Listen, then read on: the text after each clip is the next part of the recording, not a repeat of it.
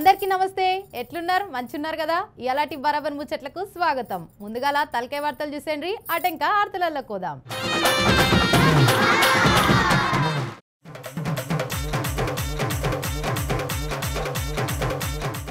స్వాతంత్రం వచ్చి గిన్నెండ్లైంది మా ఊళ్ళకు న్యాయమేడ జరిగింది హామీలు నెరవేర్చకుండా ఊళ్ళకు వచ్చిర్రు జనాలు తిట్టి ఉరికిచ్చిర్రు ఇయాల మా తుపాకీగాడు ఎవరికి సురుకు పెట్టిండో కదా చూద్దాం పారి ఓరాయి తుపాకీ దిరుగురా ఒకసారి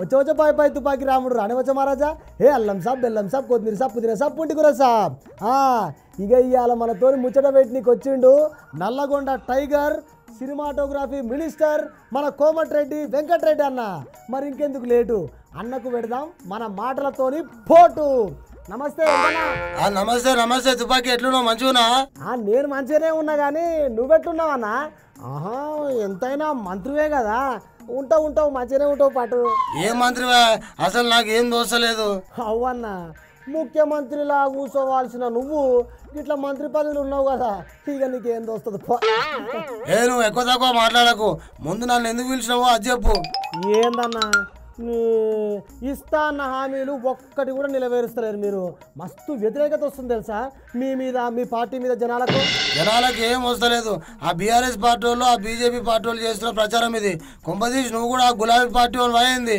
నేను ఏ పార్టీ కాదు సారు అందరు లీడర్లను సురుకు పెట్టుడే ఈ తుపాకీ పని తెలుసుగా నా పేరు తుపాకీ నేను ఈయనెవ్వరికి వినకపోతే కానీ నన్ను ఎందుకు పిలిచినావు ముందు అది చెప్పరా బాబు అయ్యా సన్న బియ్యం ఇస్తున్నామని చెప్పి వాళ్ళ ఇంట్లోనే అన్నం తినుకుంటా పోటు వరకు పోజులు ఇచ్చిర్రు ఇప్పుడు సన్న బియ్యం లేదు పాడు లేదు అవన్నీ నూకల బియ్యము పురుగులు అన్నము అని అమ్మలక్కలు ఆరు పోసుకుంటున్నారు మరి దాని మీద నీ కౌంటర్ ఏందో చెప్పన్నా ఏం తమాషాలు ఆడుతున్నావా రాష్ట్రం మొత్తం సన్న బియ్యం ఇస్తున్నాం మేము ఆ బీఆర్ఎస్ పార్టీ వాళ్ళు కావాలనేది అంతా సృష్టిస్తున్నారు అన్న జీరో బిల్లు సగం మందికి వస్తలేదు ఇక మాటికి కరెంటు పోతుంది అది వదిలిపెట్టు దాని తర్వాత గ్యాస్ బుడ్డి 500కే ఇస్తా అని చెప్తావా అందరికీ ఇక సగం మందికి పైన అది కూడా వస్తలేదు చదువుకునే ఆడపోలగాలకు 2500 ఇస్తాంటివి అది కూడా అక్కడనే పోయా షాదీ ముబారక్ తులం బంగారం ఇస్తాంటివి అది కూడా అటుకెక్కిపోయాయి అన్న ఇక మీరు ఏ వెలుగబెట్టినట్టు నాకు అగో గది చెప్పన్నా ఏ వెలుగబెట్టినట్టు మీరు రాష్ట్రాన్ని మొత్తం అప్రపాలు చేసి నా కేసీఆర్ కుటుంబం ఇప్పుడు అవన్నీ తీర్చుకుంటూ వస్తున్నాడు మా రేవంత్ మెల్లగా ఒక్కొక్కటి అమలు అవుతుంది పిల్లగాడు పుట్టంగానే నడుస్తాడా బోర్ర వాడాలి అమ్మగాళ్ళు ఆడాలి కూర్చోవాలి అగో అప్పుడు నడుస్తాడు ఇటువంటి మాటలకేం తక్కువ లేదు కానీ మహారాజా సూటి ఒక మాట చెప్తున్నా హామీలు నెరవేర్చే ఆలోచన మీకున్నదా లేదా ముందు అది చెప్పు ఎందుకు చేస్తాం అన్నీ చేస్తాం కాకపోతే కొంచెం టైం పడుతుంది ఆగాలి కదా ఇంకా ఎన్ని రోజులు ఆగాలి ఏం లేదన్నా 16 నెలలు దాటిపోయింది ఇప్పటికే అని ప్రజలు గుస్సా అవుతున్నారు అగో దానికి ఏమంటావు చెప్పు వస్తాయి ఏం టెన్షన్ పడకూరి ఎందుకు టెన్షన్ పడుతున్నారు అదే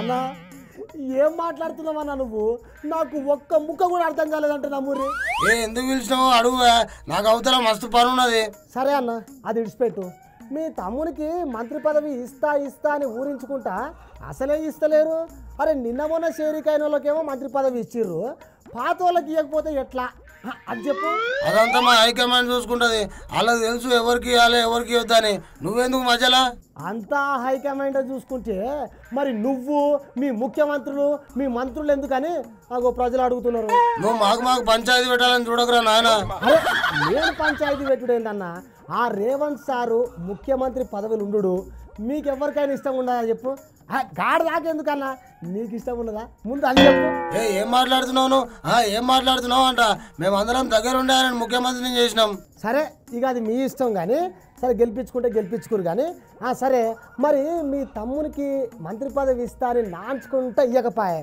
మరి నువ్వెందుకు అడుగుతలేవు ఇంతకుముందే చెప్పినా నేను అది కాంగ్రెస్ అధిష్టానం చూసుకుంటది ఢిల్లీ పెద్దలు నిర్ణయిస్తారు ఇక మీ చేతుల్లో ఏం లేదు ఆ ఢిల్లీ పెద్దలు ఎట్లా ఆడిస్తే మీరు అట్లా ఆడతారు అన్నట్టు గంతేనా మహారాజా ఏం మాట్లాడుతున్నావు రాబాయ్ నువ్వు అన్ని పంచాయతీ పెట్టే మాటలు మాట్లాడుతున్నావు ఏం మనిషి నువ్వు మస్తు డేంజర్ గా ఉన్నావు నువ్వు మరి అట్లుంటది మనతోని తెలుసుగా నా పేరు తుపాకీ నేను ఈయనెవ్వరికి ఇక చెప్పినంత వరకు చాలు కానీ పోయిరా మహారాజా పోయిరా.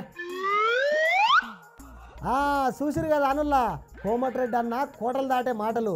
రేపు ఇంకో పర్సనాలిటీని పట్టుకొని మళ్ళా వస్తా. తెలుసుగా నా పేరు తుపాకీ, నేను ఈయనెవ్వరికి. దేశానికి స్వాతంత్రం వచ్చి 78 సంవత్సరాలు అయింది, కానీ కొన్ని పల్లెలలో చూస్తే మాత్రం ఇంకా స్వాతంత్రం వచ్చిందా రాలేదా అన్నట్టే ఉంది.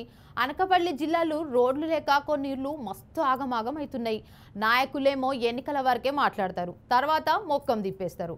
వాళ్ళ ఊరికి రోడ్డు లేదని చెప్పేసి మస్తు కష్టాలు పడుతున్నారంట గీ అన్నోళ్ళు. గాళ్ళ గోస ఎట్లుందో మీరే చూడుండ్రో పారి.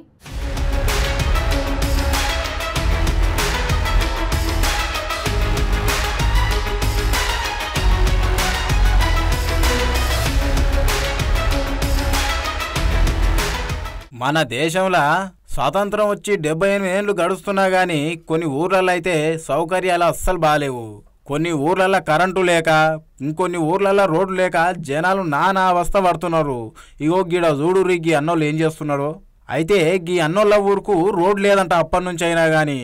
ఇక అధికారులకు ఎన్నిసార్లు మొర పెట్టుకున్నా కానీ ఇక చేస్తాం అగ చేస్తాం అంటారంట తప్ప చేయనికే వాళ్ళు కూడా ముందుకు వస్తలేరంట.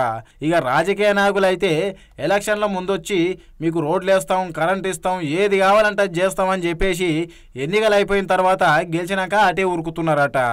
ఇక వాన్ వచ్చినప్పుడైతే కథ వేరే రకంగా ఉంటుందట. పవన్ కళ్యాణ్ గారు ఇప్పటికి 30 సంవత్సరాల నుంచి మేము ఈ కోలేట్లోనే కలిసిపోతాను. మా దిక్కు చూసిన అన్న వాళ్ళు ఎవరో కనిపించలేదు.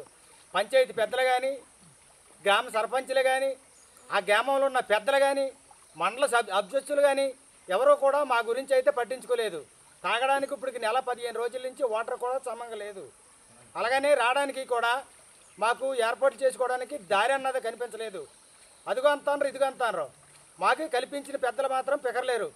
దాని గురించి మీరు మాత్రం మా యందు దయించి మీ దృష్టిలోకి వచ్చాం కాబట్టి ఇప్పుడు మా యందు దయించి మీరు మాత్రం చక్రంగా మాకు ఈ సాధుబాకులన్నా చేస్తారని మరి ప్రార్థిస్తున్నాం. పిల్లలు బడికోనికే రాదు, పోనీ అంగట్లకు పోయి పప్పు ఉప్పు కారం తెచ్చుకుందామన్నా కానీ రోడ్డు దాటాలి.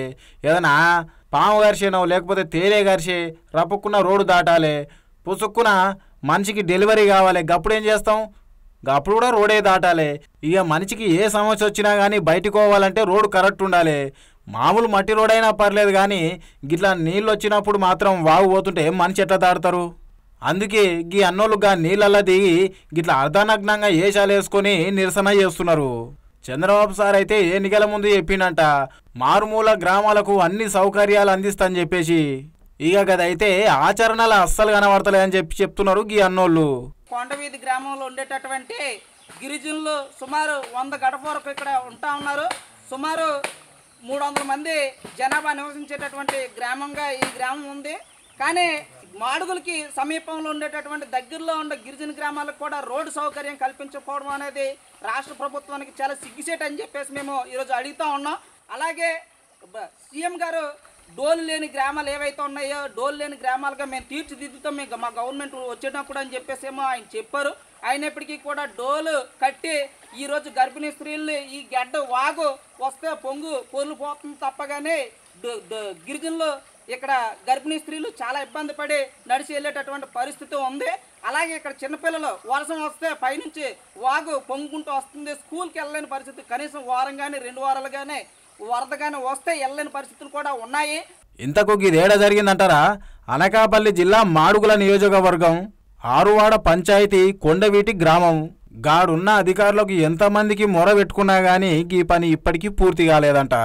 ఇక పైనున్న పెద్ద నాయకులైతే మన Chandrababu sir, deputy CM Pawan Kalyan sir, MP CM Ramesh వాళ్ళ గ్రామాన్ని పట్టించుకోవాలని చెప్పేసి ఇట్లా అర్ధనగ్నంగా అయితే నిరసన చేస్తున్నారు. ఏదో ఎలక్షన్లు వచ్చినప్పుడు అవసరానికి వాడుకొని వదిలేసుడు తప్ప మాకు న్యాయం చేయాలన్న ఉద్దేశం అయితే వాళ్ళకి లేదని చెప్పేసి ఇప్పుడన్నా మా గ్రామం బాధలు తీర్చురని చెప్పేసి గిట్లా నిరసన చేస్తున్నారు.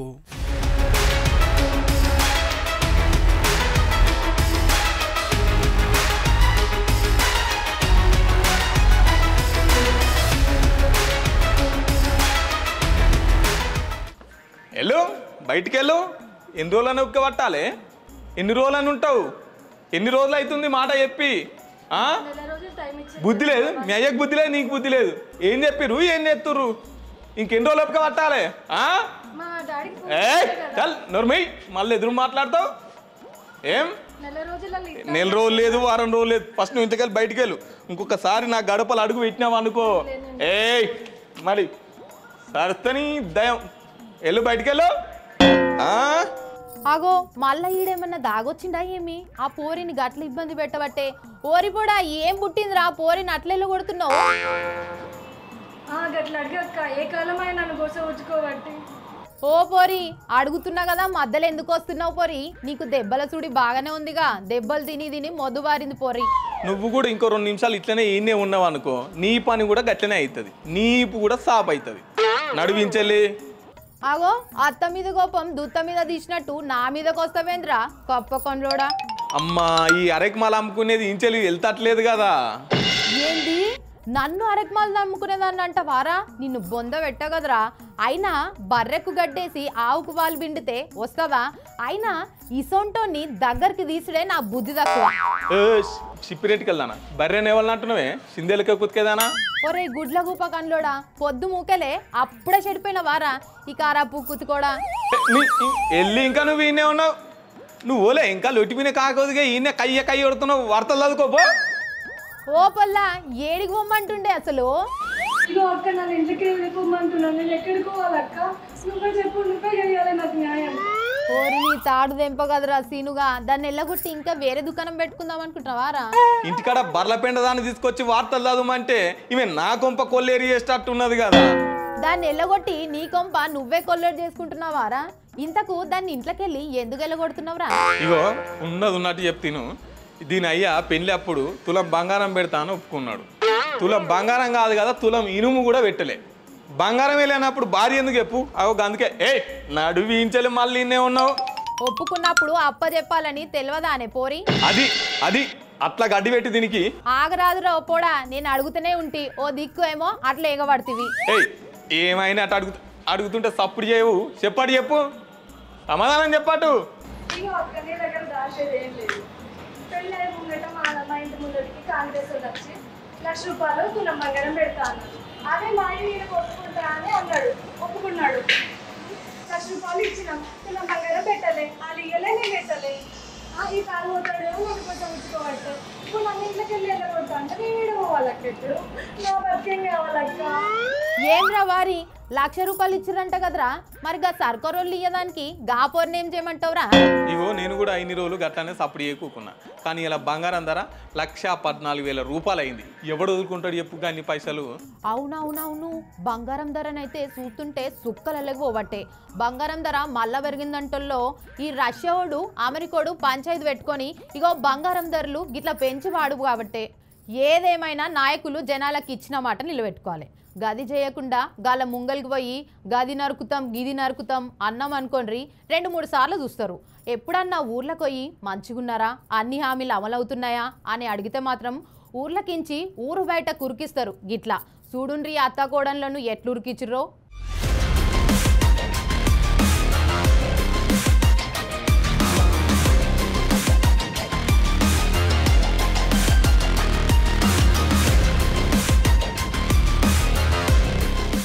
ఏ నాయకులైనా కానీ జనాలకు తిక్క లేవనంత వరకే జనాలకు ఒక్కసారి తిక్క లేచిర్రనుకో ఉన్న చోటు నుంచే ఉరికిస్తారు గిట్లా చూడుర్రి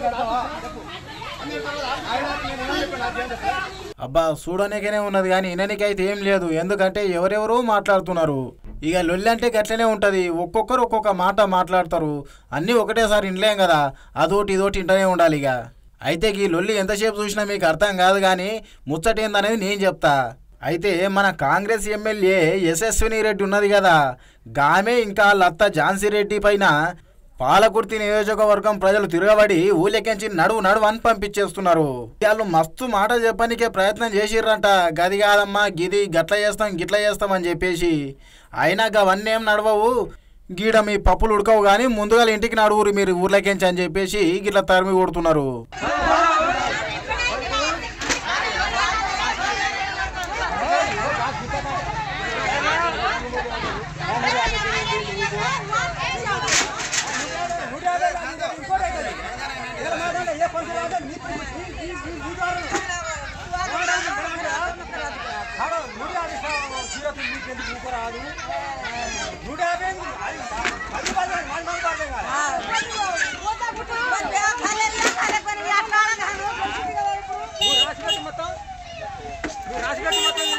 అసలు ముచ్చట ఏందంటే మహబూబాబాద్ జిల్లా తొర్రూరు మండలం ఫతేపూర్ గ్రామంలో పల్లెబాట కార్యక్రమం ప్రారంభించారు యశస్విని రెడ్డి ఇంకా లత్త ఝాన్సీ రెడ్డి.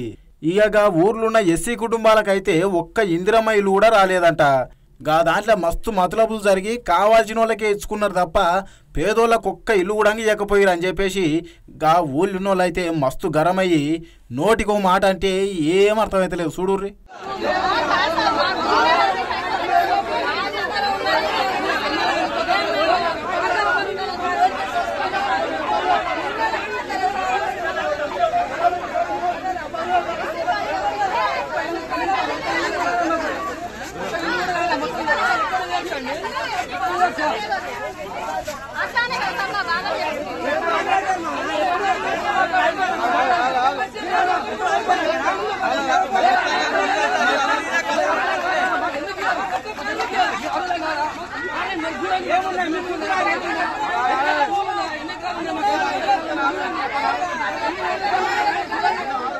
ఇక అంతో ఇంతో చుట్టుముట్టున్న పోలీసులే జనాలను ఆపిర్రు, లేకపోతే కొడుతుండేనే ఏమో మరి. ఇక పోలీసులను అడ్డం పెట్టుకొని ఎన్ని రోజులు తిరుగుతారు, అత్తాకోడలు ఎన్ని మాయమాటలు చెప్తారనుకుంటా మస్తు గుస్సయ్యి ఊళ్ళెకించి వెనకకే పంపించేసిర్రు. ఇక చేసేదేం లేక అత్తాకోడలు ఇద్దరు కార్లు ఎక్కి మళ్ళా వచ్చిన బాటనే పట్టిర్రు. అయినా ఇప్పటికే ఇందిరమ్మ ఇండ్లు ఇయ్యక చాలా మంది పేదోళ్ళు బాధపడుతున్నారు. కొంతమంది అయితే దాని మీద ఆశలు పెట్టుకొని చచ్చిపోయారు కూడా. పేదోళ్ళ కోసం ఇండ్లు కట్టించి మొత్తం మీ నాయకులే దోసుక తిన్నాక ఇక మా ఊర్లో మీకేం పని, మీతో మాకేం పని అని చెప్పేసి ఊర్లున్న జనం అయితే ఘోరంగా కోపమయ్యారు.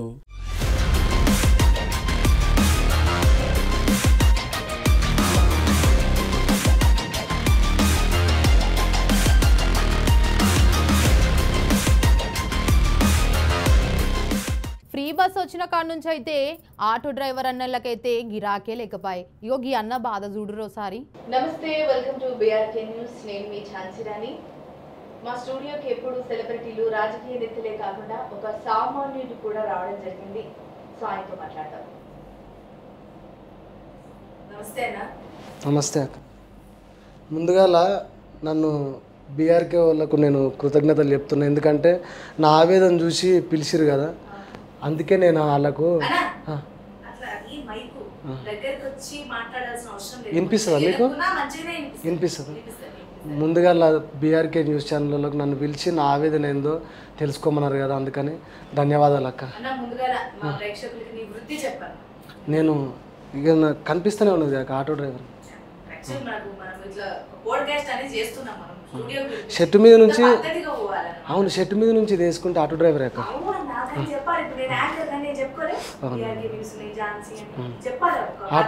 ఆటో డ్రైవర్ నాకు చిన్న ఆటో ఉంటుంది, 3 పైల ఆటో. ఆటో డ్రైవర్ ఒక 10 ఏళ్ళు అయింది. 10 ఏళ్ళ కంటే ఎక్కువనే అయింది. ఆటో డ్రైవర్లు చేసుకుంటా ఇక కుటుంబాన్ని పోషిస్తుంది ఇట్లనే. ఇంతకు ముందు వచ్చేదాకా అప్పుడు మంచిగానే వచ్చేది. ఎప్పుడు 1000 రూపాయలు 1200 సంపాదించేది. మన గ్యాస్కి 300-400 పోయేది. ఇంటికి వచ్చేది ఒక ఎంత పోను ఇక మిగులుతుండే, ఒక 600-700 మిగులుతుండే ఉంటుండే, మంచిగా ఉంటుండే. కానీ ఇప్పుడు 200-300 కూడా వస్తలేవు చేతికి. ఈ ఓలాలు ఊబర్లు ఉన్నాయి కాక ఇవి మస్తు అయిపోయి, నాకేమో చదువు రాదు. ఓలాలు ఊబర్లు ఇవి చేసుకుంటారు, వాళ్ళు సంపాదిస్తారు మంచిగానే. ఈ కారు వాళ్ళు ఉన్నారు కదా, మాకు మస్తు తక్లీఫ్ చేస్తుర్రు. అంటే వాళ్ళకేమో జర చదవచ్చు అయిపోయింది, బుకింగ్ పడుతున్నట్టుంది, వాళ్ళకి పోతున్నాయి. మాకేమో చదువు రాకపోయా, నాకు ఎట్లా చేయాలో తెలియదు. నాకు ఇంకా డబ్బా ఫోనే ఉంది. ఆ డబ్బా ఫోన్ వస్తే మాట్లాడతా, కానీ ఈ ఆర్డర్ పడ్డదా, ఈ లొకేషన్ ఏడా, అక్కడికి ఎట్లా పోవాలి, గాడి ఎట్లా తీసుకురావాలి, గిన్నెలు ఏడ దింపాలి, గివన్ ఏడ దింపాలి, గివన్ ఏడ ఎక్కించుకోవాలి, ఇవన్నీ తెలియదు నాకు గట్ల అన్నట్టు. ఇక వాళ్ళు చేయబట్టి రోజు ఇప్పుడు 300 కూడా వస్తలేదు. వాళ్ళు కూడా పోతుర్రు. అదేంది బుకింగ్ ఏది ఉంటుంది కదా, ఆ బుకింగ్ చేసుకుంటుర్రు, ఇక పుర్రు మన బండి ఎక్కుతురు వెళ్ళిపోతురు. కానీ మా ఆటోలను అప్పటిలాగా ఆటో అని పిలుస్తలేరు, పిలిచే నాదులే లేకుండా పోయింది ఇప్పుడు. అందుకే చాలా కష్టం అవుతున్నది.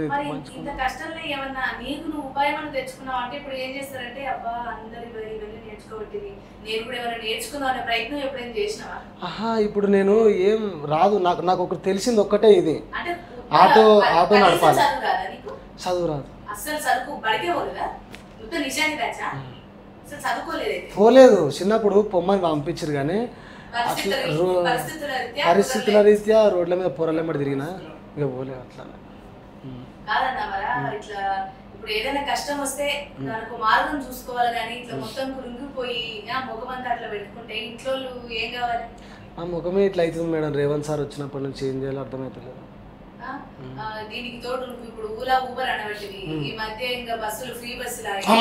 కరెక్ట్ చెప్పిన అన్నం పెడతా తలగా వాడ ఏం చేయను. ఎందుకన్నా వచ్చింది ఫ్రీ బస్సు, మా నోట్ల మన్ను కొట్టింది అనుకో, మా ఆటో డ్రైవర్ నోట్ల మన్ను, అందరి నోట్లలో ఎంతమంది చచ్చిపోయారు అక్క, ఎంతమంది జీవిడిసిర్రు ఈయన చేయబట్టి. ఆడోళ్ళందరూ కలిసి అప్పుడు కనీసం ఆటోలలో ఆటో ఇక్కడ జర ఆపు గాడి దింపు, ఆ 10,000 రూపాయలు ఇస్తే 5 ఉంటుండే. ఇప్పుడు ఏంది ఉట్టినే ఆధార్ కార్డు చూపెట్టుడు బస్ ఎక్కుడు, ఆ పాన్ కార్డు చూపెట్టుడు బస్ ఎక్కుడు, ఓటర్ కార్డు చూపెట్టుడు బస్ ఎక్కుడు.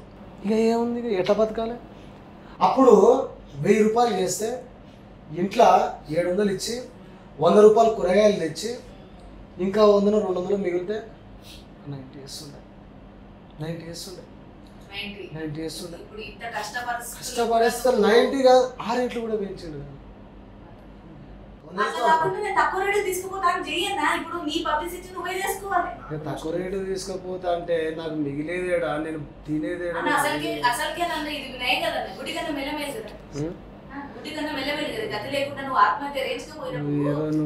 నువ్వేదో అడుగుతావు అనుకున్నా, కానీ నువ్వు నాకు ఏదన్నా మార్గం, మంచి మార్గం చూపిస్తావంటే నువ్వు ఏం చేస్తలేవు. కానీ నువ్వు ఆటో నా రథం, అది ఆటో నడిపోద్దనే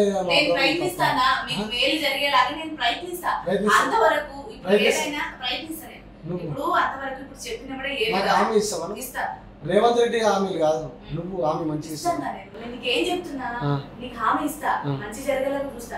అప్పటి వరకు కొంచెం టైం పడుతుంది కదా, ఆ టైం పట్టే వరకన్నా నువ్వు ఇట్లా నిరుత్సాహం ఉండకుండా సంతోషంగా నెంబర్ తీసుకో. ఇప్పుడు నేను తీసుకుంటా, నువ్వు తీసుకో. మళ్ళీ మర్చిపోతే మర్చిపోనన్నా, నేను ఇంత లైవ్ లోనే మాట్లాడుతున్నాం, మనం ఎట్లా తీసుకుంటాం? ఆ ప్రయత్నం అయితే చెయ్యన్నా. చెప్పిన మాటలు ఏంటి మాత్రం నాకు మంచిగా అనిపించింది. నాకు ఎవరు ఇట్లా ధైర్యం చెప్పలేదు, నువ్వు కూడా నాకు ధైర్యం చెప్పలే. కానీ ఫస్ట్ ఏదో లాస్ట్గా నీ మాట నాకు నెంబర్ తీసుకుంటున్నావు కాబట్టి వింటున్నా. నీ కాలు మొత్తం మంచి మాట, నా చెల్ల అనుకో, నా అక్క అనుకో, కానీ మంచి మాట చెప్పినావు. ఇట్లా తీసేనా?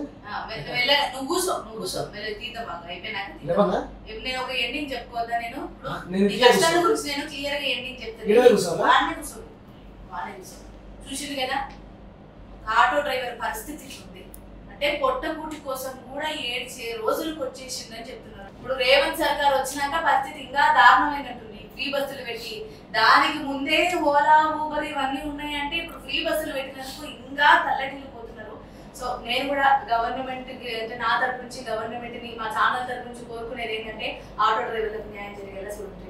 ఇవాటి ఎపిసోడ్ వరకు ఒకసారి మళ్ళీ కలుద్దాం. నమస్తే. ఇక గివ్ అన్నట్టు ఇయాలటి ముచ్చట్లు రేపటి బరాబర్ ముచ్చట్లల్లా మళ్ళా కలుద్దాం. అప్పటిదాకా చూస్తూనే ఉండండి బీఆర్కే న్యూస్, తెలుగుడి సత్తా, మళ్ళా రేపత్తా.